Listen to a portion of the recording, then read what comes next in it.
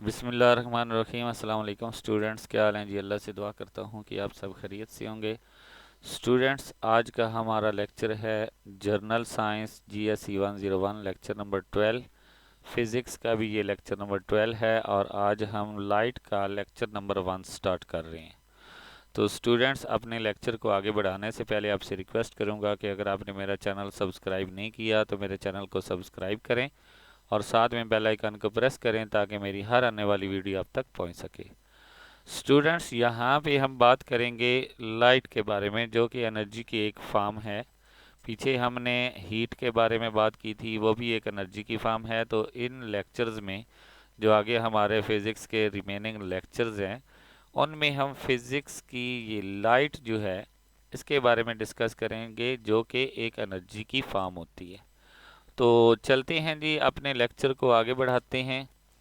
Electromagnetic spectrum क्या होता है? Contain large number of radiation, इसमें बहुत ज़्यादा रेडिएशन होती हैं। All radiation travel with same speed, जितनी भी रेडिएशन होती हैं वो सेम स्पीड से ट्रेवल करती हैं with speed of a light, जो उनकी लाइट की स्पीड होती है। Gamma rays, X rays, ultraviolet, visible light, infrared, ये सारी इसकी क्या हैं? लाइट्स हैं। Microwave and radio wave are a different part of a electromagnetic spectrum. ये हमारे पास जो स्पेक्ट्रम होता है उसके पार्ट्स हैं। ये भी आपसे पूछा जा सकता है, इसका भी क्वेश्चन बन सकता है। इसके बाद यहाँ पे हम इसको देखेंगे कि we are interesting only in a visible light. हम सिर्फ और सिर्फ विजिबल लाइट में इंटरेस्ट रखते हैं जो हमें दिखाई देती है। तो यहाँ पे ये सारी चीज़ें दिखाई गई हैं कि गैमा रेज कहाँ पे होती हैं, एक्स रेज क्या होती हैं, अल्ट्रा वायलेट क्या होती हैं, इन्फ्रारेड क्या होती हैं, माइक्रोवेव, रेडियो वेव्स, और उनका डिस्टेंस और उनकी स्पीड जो है वो दिखाई गई है। इसके बाद जो विजिबल लाइट्स होती हैं उनमें हमारे पास blue, yellow, red and far red जो है, इनकी यहाँ पे डिस्टेंस दिया गया है। तो ये आपने देख लेना है, इसको याद कर लेना है। तो उसके बाद हमारे कुछ बेसिक डेफिनेशंस आएंगी, उनके बारे में हम डिस्कस करते हैं, जिसमें सबसे पहले है light. Light is a form of energy, ये एनर्जी की एक फॉर्म है। That produce sensation in eyes, जो कि आइज की वजह से, आइज के अंदर जो रिफ्लेक्शन होती है उसकी वजह से हमें नज़र आती हैं। Permitting the brain to formulate an image, इस तरह हमारे अंदर एक आँख के अंदर रेटिना के ऊपर एक इमेज बनती है, वही कॉल अ साइट। तो हम उस चीज़ को देख सकते हैं। Allow us to see visible light consist of all colours, जो विजिबल लाइट होती है उसमें तकरीबन तमाम कलर मौजूद होते हैं। वही कैन प्रिसीव, जो कि हमें दिखाई देती है। अब ये आगे जाकर हम पढ़ेंगे कि किस तरह जो है कोई चीज़ हमें ब्लैक है तो ब्लैक नज़र आती है, ब्राउन है तो ब्राउन नज़र आती है। इसकी डिस्कशन जो है इंशाल्लाह हम आगे करते हैं। तो उसके बाद हम बात करेंगे रे ऑफ अ लाइट। जो लाइट हमें डायरेक्शन बता रही होती है उसको हम रे ऑफ अ लाइट कहते हैं। The direction in which light move in represented by a help of a रे, इसको हम क्या कहते हैं? रे ऑफ अ लाइट। ये जो हमारे पास ब्लू कलर की एक लाइट जा रही है, ये हमें डायरेक्शन बता रही है कि ये लेफ्ट जा रही है या राइट जा रही है, इसको हम रे कहते हैं। रे एक ऐसा मैथमेटिकली साइन है जिसकी एक डायरेक्शन होती है और एक उसका पॉइंट जो है फाइनाइट होता है और एक इनफाइनाइट होता है। इनफाइनाइट पॉइंट को हम हेड कहते हैं और जो फाइनाइट पॉइंट होता है उसको हम टेल कहते हैं। ठीक है। इसके बाद हमारे पास बीम क्या होता है? बीम इज अ कलेक्शन और अ बंडल ऑफ अ रे, जिसमें बहुत ज़्यादा रेज मौजूद होती हैं उनको हम कहते हैं बीम। ठीक है। इसके बाद पैरेलल बीम, जिसमें जितनी भी रेज हों वो क्या हों? पैरेलल हों एक दूसरे के, तो उसको हम कहते हैं कि ये पैरेलल बीम है। इसके बाद हमारे पास है कन्वर्जिंग बीम। कन्वर्जिंग बीम वो होती हैं rays light which are meet on a point, जहाँ पे जितनी भी रेज लाइट होती हैं वो क्या करती हैं? आकर एक दूसरे से मिलती हैं। जैसे ये, यानी कि ये अनपैरेलल होती हैं। ये देखें, ये जिधर से भी आ रही हैं एक पॉइंट पे आकर मीट कर रही हैं, तो इसको हम कहते हैं कन्वर्जिंग। ठीक है।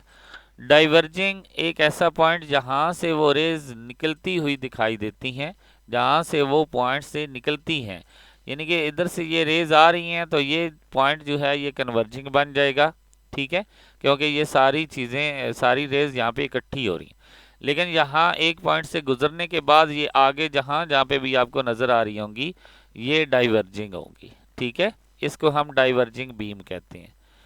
इसके बाद हमारे पास लुमिनियस ऑब्जेक्ट, वो ऑब्जेक्ट जिनकी अपनी एक रोशनी होती है उनको हम लुमिनियस ऑब्जेक्ट कहते हैं। ऑब्जेक्ट विच एमिट लाइट, जैसे बल्ब, फ्लेम, सन, स्टार, ये सारे क्या हैं, लुमिनियस हैं। इसके बाद non luminous object, object which do not emit light, जिनकी अपनी कोई लाइट नहीं होती, जैसा कि बुक, टेबल, जब इनके ऊपर लाइट पड़ती है तो हमें नज़र आती है, वैसे इनकी अपनी कोई रोशनी नहीं होती, इनको नॉन लुमिनियस ऑब्जेक्ट कहते हैं। ट्रांसपेरेंट ऑब्जेक्ट वो ऑब्जेक्ट होते हैं जो रोशनी का कुछ हिस्सा अपने अंदर से गुजरने की इजाज़त दे देते हैं, उनको हम कहते हैं transparent object. Object through which light can pass, glass, water, ये क्या करते हैं, ये लाइट को गुजरने की इजाज़त देते हैं, तो इसलिए इनको हम ट्रांसपेरेंट ऑब्जेक्ट कहते हैं। ओपेक ऑब्जेक्ट क्या होते हैं, जो कि अपने अंदर से लाइट को गुजरने ही नहीं देते और उनका शेडो बन जाता है, उनको हम कहते हैं opaque object. Object which block light, book, desk, etc, ठीक है। इसके बाद हमारे पास ट्रांसकुलेंट, ट्रांसलूसेंट ऑब्जेक्ट जो होते हैं, object which partially transmitted light, जो अपने अंदर से कुछ जो है वो रोशनी गुजरने देते हैं और कुछ को अपने अंदर रोक लेते हैं, जैसा कि plastic, oily sheets, thin paper, ये सारी चीज़ें क्या होती हैं, ट्रांसकुलेंट होती हैं, ठीक है। इसके बाद हमारे पास रियल इमेज क्या होती है, एक रियल इमेज वो होती है जो कि मौजूद होती है, यानी कि वर्चुअल नहीं होती। An image which can be projected, जो कि प्रोजेक्टेड की जाए, ठीक है। इमेज ऑन अ स्क्रीन, जो कि स्क्रीन के ऊपर हमें नज़र आती है। सिनेमा फिल्म, जो कि सिनेमा फिल्म्स में हमें नज़र आती हैं, इनको हम रियल इमेज कहते हैं। Virtual image, an image which can not be seen but not projected on a screen, जो कि हम देख भी नहीं सकते और प्रोजेक्ट भी नहीं स्क्रीन के ऊपर कर सकते। इमेज इन अ मिरर, जो मिरर के अंदर इमेज होती है उसको हम वर्चुअल इमेज कहते हैं। जैसा कि आप मिरर के सामने खड़े हुए हैं, जो अंदर इमेज बन रही है उसको हम वर्चुअल इमेज कहेंगे, ठीक है। इसके बाद theory of a vision, light fall on an object which reflected, ये बात है जिससे हम चीज़ को देखते हैं। यहाँ से क्या होता है, ये लाइट जो है इस ऑब्जेक्ट के ऊपर पड़ी, यहाँ से रिफ्लेक्ट होने के बाद हमारी आंख में गई, तो वहाँ पे इसकी इमेज बनी जिससे हम देख सकते हैं कि ये कौन सी चीज़ है और किस कलर की है, ठीक है। Reflected light falling into our eyes allow us to see, इस तरह हम इसको क्या कर सकते हैं, देख सकते हैं। यानी कि थ्योरी ऑफ अ विजन क्या होती है, रिफ्लेक्शन ऑफ अ लाइट होती है, ठीक है। इसके बाद रिफ्लेक्शन ऑफ अ लाइट के बारे में बात करेंगे। Bouncing back of a light into a same medium, जब कोई लाइट एक मीडियम से आ रही होती है और आगे किसी जिस्म से, किसी ऑब्जेक्ट से बाउंस होकर, यानी टकरा कर दोबारा रिफ्लेक्ट होकर उसी मीडियम में वापस आ जाती है, उसको हम कहते हैं रिफ्लेक्शन, ठीक है। फॉर एग्जांपल ये लाइट जो है ये एक रूम है, ठीक है, तो लाइट इस ऑब्जेक्ट के ऊपर पड़ी, इसके अंदर नहीं गई बल्कि इसी से बाहर आकर रिफ्लेक्ट होकर हमारी आंख में आ गई, ठीक है। तो ये सेम सोर्सेज हैं, ठीक है। इसके बाद type of a reflection, there are a two type of a reflection, reflection की टू टाइप्स होती हैं। एक नॉर्मल रिफ्लेक्शन होती है, if the reflection from a plane surface is a regular, regular means के एक अच्छा सा शफाफ सा कोई मिरर है, उससे जो रिफ्लेक्शन होती है उसको हम नॉर्मल रिफ्लेक्शन कहते हैं। Then this type of a reflection is a normal reflection, जो कि प्लेन सरफेस और रेगुलर होता है, ठीक है। इसके बाद diffused or a sectored reflection, if the surface is a rough, the light which comes can bounce off in a different direction, जब जो है कोई चीज़ जो है रफ होती है यानी कि प्लेन नहीं होती, तो उस पर लाइट जो है वो पड़ती है। कोई लाइट जो है रिफ्लेक्ट होने के बाद लेफ्ट साइड पे चली जाती है, कोई राइट साइड पे चली जाती है, तो उस चीज़ को हम कहते हैं डिफ्यूज्ड या सेक्टर्ड रिफ्लेक्शन। ठीक है, इसके बाद हमारे पास आ जाता है law of reflection. There are two law of reflection. First law हमारे पास incident ray, reflected ray and normal to the reflecting surface lie on a same plane. ये हमारे पास इंसिडेंट रे है, और ये हमारे पास रिफ्लेक्टेड रे है, और ये हमारे पास नॉर्मल है।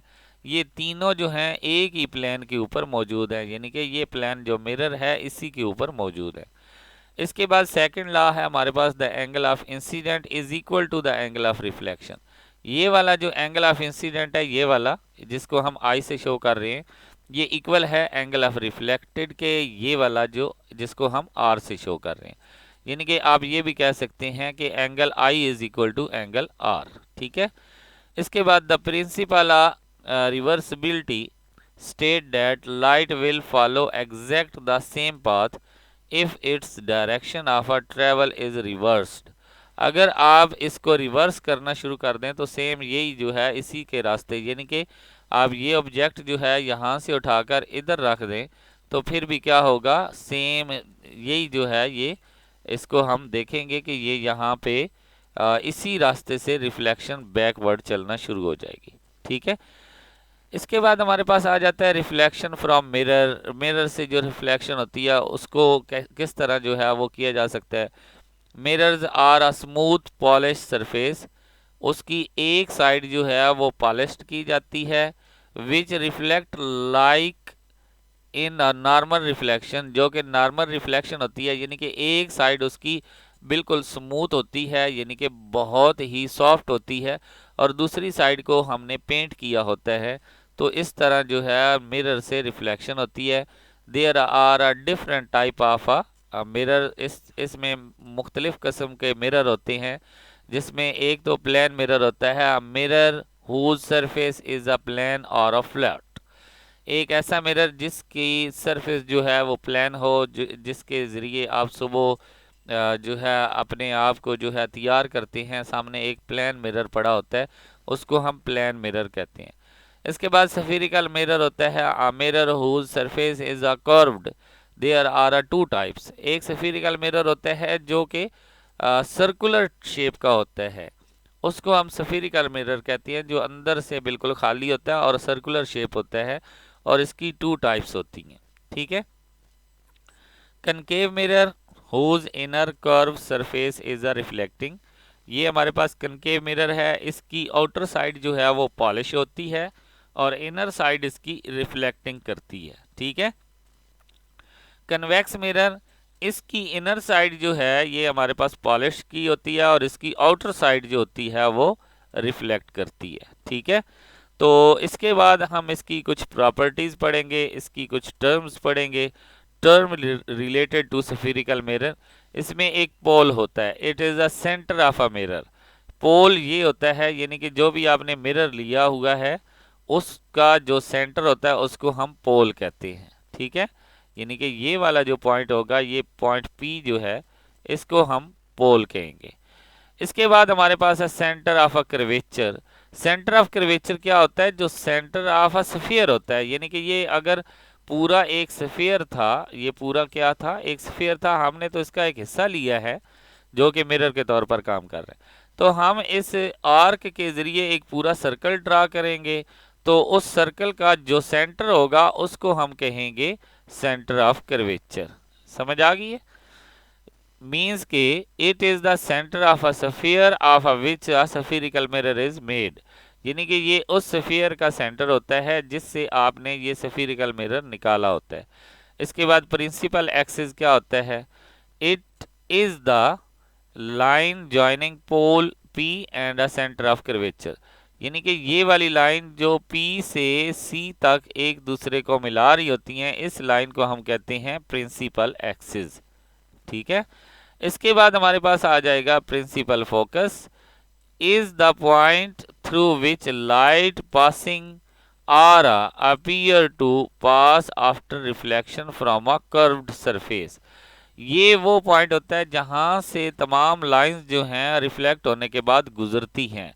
ये वाला पॉइंट जो आपको नजर आ रहा है, जैसे जैसे ये लाइंस इधर से आ रही हैं, उसके बाद रिफ्लेक्ट होती हैं। जो बीम आपको दिखाया गया है जो कि ब्लू कलर का है, वो असल में इस मिरर की तरफ आ रहा है, और जो रेड कलर का है वो रिफ्लेक्ट होने के बाद की बात हो रही है।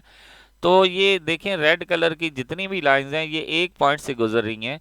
इस पॉइंट को हम कहते हैं प्रिंसिपल फोकस। ठीक है। इसके बाद focal length. Focal length distance between pole and a principal focus, यानी कि एफ से लेकर पी तक का जो डिस्टेंस होगा उसको हम क्या कहेंगे, फोकल लेंथ कहेंगे। और सी से जो पी तक का डिस्टेंस होता है उसको हम प्रिंसिपल एक्सिस कहते हैं। ठीक है, यानी कि वो हमारे पास एक लाइन होती है जिसको हम प्रिंसिपल एक्सिस कहते हैं। ठीक है। इसके बाद हमारे पास रेडियस ऑफ अ कर्वेचर। ये हमारे पास radius of curvature it is the radius of a sphere of a which is a spherical mirror, यानी कि जो आपका प्रिंसिपल एक्सिस है उसी को आप रेडियस ऑफ कर्वेचर भी कह सकते हैं। और यहाँ पे एक बात याद रखना कि जो रेडियस ऑफ कर्वेचर होता है उसको अगर 2 पे डिवाइड करें तो वो हमारे पास फोकल लेंथ बन जाती है, यानी कि ये जो सेंटर ऑफ कर्वेचर है इससे लेकर पी तक का जो डिस्टेंस है उसको 2 पे डिवाइड करें तो ये हमारे पास एफ का पॉइंट आ जाता है। ठीक है, यहाँ पे ये बात याद रखना। In plane mirror the size of an image equal to the size of object. जो प्लेन मिरर होता है उसमें जो साइज ऑफ इमेज होती है वो बिल्कुल उसके ऑब्जेक्ट के इक्वल होती है। Whereas spherical mirror are use to alter the size of a image. जो स्फेरिकल मिरर होता है उसमें बड़ी भी हो सकती है, छोटी भी हो सकती है। ठीक है। इसके बाद यहाँ पे कुछ रूल्स बताए गए हैं और रूल्स को डिस्कस कर लेते हैं। ड्रा और रे डायग्राम। आपने जब एक रे डायग्राम इस तरह ड्रा करनी होती है तो उसमें जो रूल्स बताए गए हैं उनको ज़रा गौर से देखते हैं। After reflection from a curve mirror the rays parallel to the principal axis will pass or appear to pass through the principal focus, यानी कि ये जितनी भी लाइंस जो हैं पैरेलल आ रही होती हैं ये रिफ्लेक्ट होने के बाद प्रिंसिपल फोकस से गुजरती हैं। ठीक है। इसके बाद a ray striking the pole of a mirror is reflecting in such a way that, यानी कि जो पूल से आकर टकराती है वो उसी से वापस चली जाती है, यानी कि ये रे जो है ये एक्सिस की ऊपर आ रही होती है, ये पूल से टकरा कर वापस चली जाती है। ठीक है। और अगर ये लेंस होता तो ये इससे टकराकर सीधी आगे चली जाती, यानी कि कोई इसकी रिफ्लेक्शन ना होती। इसके बाद angle of incident is equal to angle of reflection, ये भी हम डिस्कस कर चुके हैं। A ray passing through the principal focus after reflection travel parallel to a principal axis. जो प्रिंसिपल फोकस से गुजरती है लाइन रिफ्लेक्शन के बाद वो उसके क्या हो जाती है, पैरेलल हो जाती है। ठीक है, यहाँ पे ये बात ध्यान से रीड करना। A ray passing through the principal focus, principal focus क्या होता है, एफ होता है। जो प्रिंसिपल फोकस से गुजरती है after reflection travels parallel to the principal axis. जो रे जो है वो, ये देखें, जो प्रिंसिपल फोकस से गुजरेगी लाइन वो रिफ्लेक्शन होने के बाद जो है वो एक्स एक्सिस के पैरेलल हो जाएगी। फॉर एग्जांपल एक रे जो है वो यहाँ से आ रही है, यहाँ से गुजरेगी, रिफ्लेक्शन होने के बाद इसके पैरेलल हो जाएगी। ठीक है। इसके बाद हमारे पास बात आती है जी नेक्स्ट जो है वो रे passing through the centre of curvature. वो रे जो सेंटर ऑफ कर्वेचर से गुजरती है on a reflection pass through the centre of a curvature. वो जब सेंटर ऑफ कर्वेचर से गुजरती है तो वापस भी वो सेंटर ऑफ कर्वेचर से ही आती है, जो कि पहले मैं बता चुका हूँ कि ये देखें ये वाली जो लाइन है ये सेंटर ऑफ कर्वेचर से गुजरेगी और रिफ्लेक्ट होने के बाद पूल से रिफ्लेक्ट होगी तो दोबारा इसी रास्ते पे वापस चली जाएगी। ठीक है। इसके बाद लास्ट वाला हमारा पॉइंट है any of a two rays can be used for a image. आप कोई सी भी दो रेज जो हैं इमेज के तौर पर यूज कर सकते हैं। Point of a intersection of a रे गिवन अस इमेज, यानी कि जो रिफ्लेक्शन के बाद हमें डायग्राम, ये जैसे दो रेज हमें दी गई हैं उसके ज़रिए हम अपनी पूरी डायग्राम को डिस्कस कर सकते हैं। यूजिंग रे diagram for a concave mirror, concave mirror की रे डायग्राम यहाँ पे दिखाई गई है, ठीक है। इसके बाद in case of a concave mirror, the ray of a light after reflection from the mirror actual pass through the principal forks, यानी कि ये कनकेव मिरर में क्या होता है कि जो लाइंस आती हैं, जो रेज आती हैं और रिफ्लेक्शन होने के बाद वो पॉइंट एफ से गुजरती हैं, तो इसलिए उसका जो फोकस पॉइंट होता है वो हम पॉजिटिव लेते हैं। Its image can be obtained on a screen, the image formed is a real, इससे जो इमेज बनती है वो रियल बनती है, ठीक है।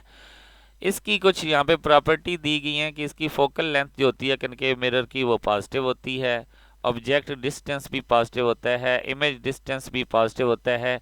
इमेज डिस्टेंस जो होता है फ्रॉम मिरर, वो डिस्टेंस जो इमेज डिस्टेंस होता है वो क्या होता है, distance of a image from a mirror, mirror से जो इमेज तक का जो डिस्टेंस होता है उसको हम P से शो करते हैं।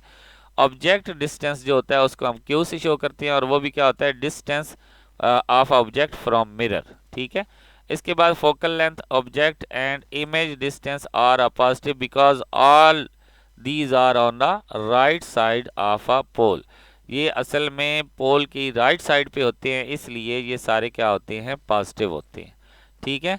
इसके बाद using diagram of a convex mirror, तो इसमें क्या होता है, ये कन्वेक्स मिरर जब ये रेज इधर से आती हैं रिफ्लेक्ट होती हैं तो चली जाती हैं, असल में ये हमें इधर से आती हुई नज़र नहीं आती, यहाँ से आती हुई नज़र आती हैं, तो इसलिए ये वर्चुअल होती है, इससे जो इमेज बनती है वो वर्चुअल बनती है। If ray of a light parallel to a principal axis are reflecting such a way that the rays of a light appears to comes from a principal focus, its image can be not obtained on a screen, इसकी image जो है वो screen पे नज़र नहीं आती। The image formed is a virtual, तो इसकी इमेज जो है वर्चुअल होती है। इमेज वर्चुअल होने की वजह से हम क्या करते हैं, इसकी फोकल लेंथ भी नेगेटिव लेते हैं, डिस्टेंस ऑफ इमेज भी नेगेटिव लेते हैं, लेकिन डिस्टेंस ऑफ ऑब्जेक्ट जो है वो हम पॉजिटिव लेते हैं, ठीक है। इसके बाद the mirror equation, mirror equation जो है वो हम आपको यहाँ पे समझाएंगे कि कैसे ड्रा करनी होती है, उसकी बात करेंगे। ज़रा गौर से देखना, यहाँ पे मैंने एक एक चीज़ जो है वो समझाई है। देखें जी, सबसे पहले तो ये डायग्राम दिखाई गई है आपको, ये एक जो ब्लू कलर की डायग्राम है और एक रेड कलर की डायग्राम है, ये आपको दिखाई गई है। यहाँ पे मैंने सेपरेट बनाई हुई है, इसमें आप देखें हमारे पास एक डायग्राम बन रही है जी ट्राइंगल AOP, यानी कि ये AOP, और दूसरी हमारे पास BIP, ठीक है। ये हमारे पास दो ट्राइंगल्स हैं। तो आपको पता है ट्राइंगल के अंदर जो है अगर वो कॉन्ग्रेट ना हो, सिमिलर हो, तो ये देखें सिमिलर हैं। सिमिलर क्या होता है कि उनकी साइड की रेशियो जो होती है वो इक्वल होती है। तो ये हमारे पास दोनों का जो परपेंडिकुलर है OA डिवाइडेड बाय IB, ये किसकी इक्वल होगा, OP डिवाइडेड बाय IP के इक्वल होगा, ठीक है। और इसी तरह अगर आप देखें तो यहाँ पे एक और डायग्राम बन रही है जो कि रिफ्लेक्शन होने के बाद है, तो वो इस तरह की बन रही है, ठीक है। तो ये भी हमारे पास सिमिलर हैं, एक बड़ी है एक छोटी है। तो इसमें भी हमारे पास क्या होगा, PM डिवाइडेड बाय IB और PF डिवाइडेड बाय IF, ठीक है ना। ये हमारे पास ये ऊपर लाइन आएगी PM डिवाइडेड बाय IB, तो इधर PF डिवाइडेड बाय IB आ जाएगा, ठीक है। अब इसके बाद ज़रा गौर करें कि डायग्राम में देखें कि OA जो है और PM दोनों क्या हैं, इक्वल हैं। यहाँ पे हमने देखा कि OA जो है वो PM के क्या है, इक्वल है। तो आप यहाँ पे ये भी कह सकते हैं कि अगर हम OA की जगह पे PM डाल दें, यहाँ पे देखें ज़रा गौर करें कि अगर हम इसकी जगह पे OA की जगह पे PM डाल दें, तो यहाँ पे भी PM है और नीचे IB दोनों में है, तो ये एक साइड इनकी क्या हो जाएगी, इक्वल हो जाएगी। जब एक साइड इक्वल है तो दूसरी साइड को हम क्या कर लेंगे, इक्वल रख लेंगे, ठीक है। तो यहाँ पे फिर हम कह सकते हैं कि PF divided by IF is equal to OP divided by IP, ठीक है। तो यहाँ पे देखें कि PF किसको शो कर रहा है, यहाँ से देखें ये PF ये हमारे पास फोकल लेंथ है, तो हमने इसकी जगह पे f पुट कर दिया। इसके बाद हमारे पास आई एफ है। आई एफ को यहाँ पे मैंने डिस्कस किया, ये आई एफ यहाँ तक का जो डिस्टेंस है, ये निकालने के लिए पहले तो आप ये देखें, I F plus P F is equal to क्या बनता है, आई पी। यहाँ पे मैंने लिखा हुआ I F plus P F is equal to I P. तो यहाँ पे हमने आई एफ की वैल्यू निकालनी है, तो ये पी एफ उधर जाकर क्या हो जाएगा, माइनस हो जाएगा। अब आई एफ किसको शो कर रहा है, आई एफ हमें इमेज का जो डिस्टेंस है क्यू से शो कर रहा है। ये देखें इस डायग्राम में देखें, ये जो क्यू है ये आई पी को शो कर रहा है, ठीक है ना। आई पी की जगह पे हम क्यू डाल देंगे। उसके बाद पी एफ किसको शो कर रहा है, ये देखें, ये एफ है और ये पी है, तो ये किसको शो कर रहा है, एफ को शो कर रहा है। तो नीचे हमारे पास क्या आ जाएगा, फिर आई एफ की जगह पे क्यू माइनस एफ, ठीक है, क्यू माइनस एफ। इसके बाद ओ पी किसको शो कर रहा है, ओ पी हमारे पास है, यहां से देखें ओ, ये ओ है और ये पी है। ये पूरा जो है ये डिस्टेंस ऑफ ऑब्जेक्ट है और इसको हम पी से शो करते हैं, ये आ गया। इसके बाद हमारे पास आई एफ किसको शो कर रहा है, क्यू को शो कर रहा है। यहाँ से देखें ये आई और ये एफ, ठीक है, I P, sorry I P, ये किसको शो कर रहा है, क्यू को शो कर रहा है, क्योंकि ये डिस्टेंस ऑफ इमेज है। तो ये हमारे पास एक इक्वेशन आ जाएगी। अब हम इनको क्रॉस मल्टीप्लाई करेंगे इस तरह, ठीक है। तो ये एफ क्यू इधर एफ और क्यू मल्टीप्लाई होंगे और पी जो है ये क्यू माइनस एफ से मल्टीप्लाई हो जाएगा, ठीक है।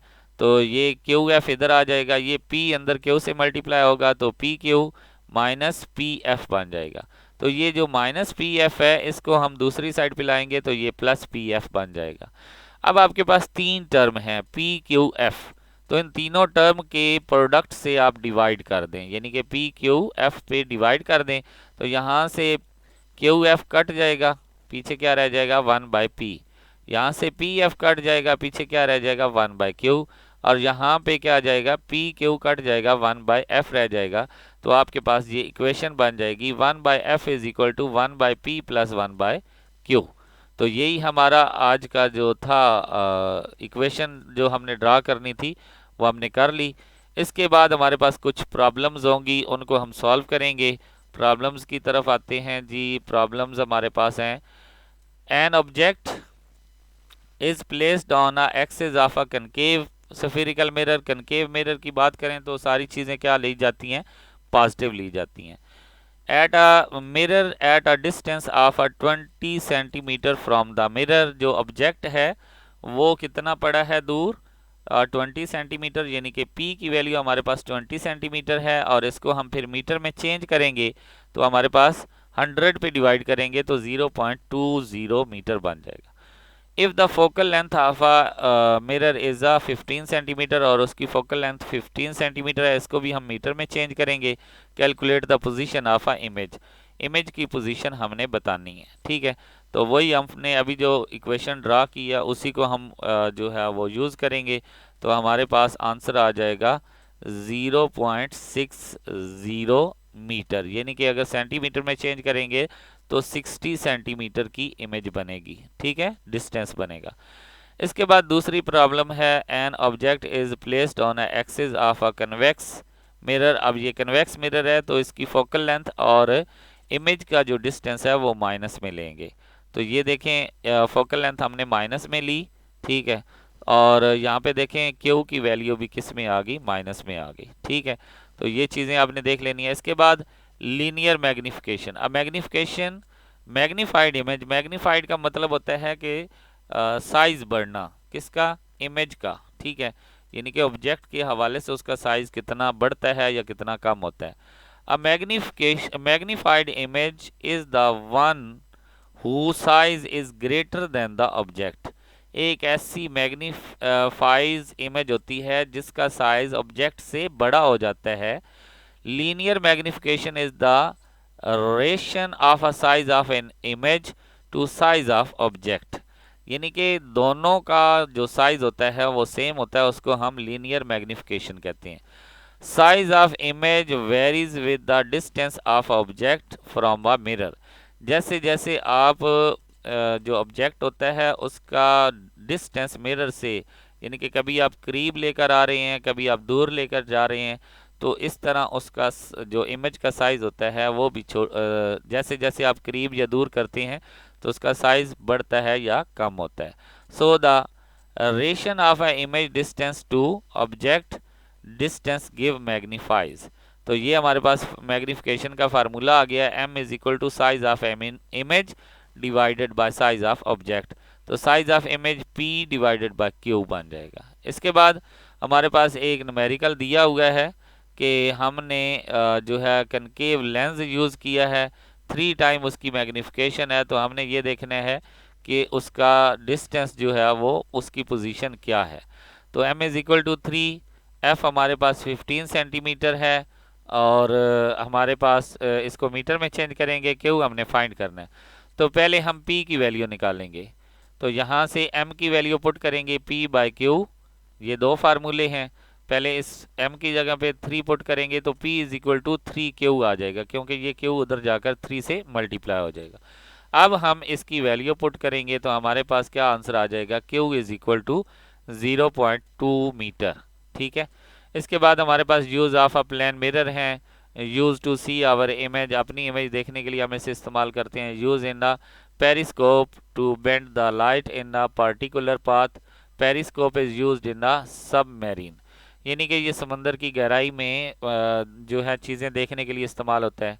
इसके बाद use of a spherical mirror, spherical mirror के जो यूज़ हैं उसको हम डिस्कस करेंगे। In wings rear view mirror of a vehicle, जो गाड़ियों के मिरर जो हैं वो लगाए जाते हैं।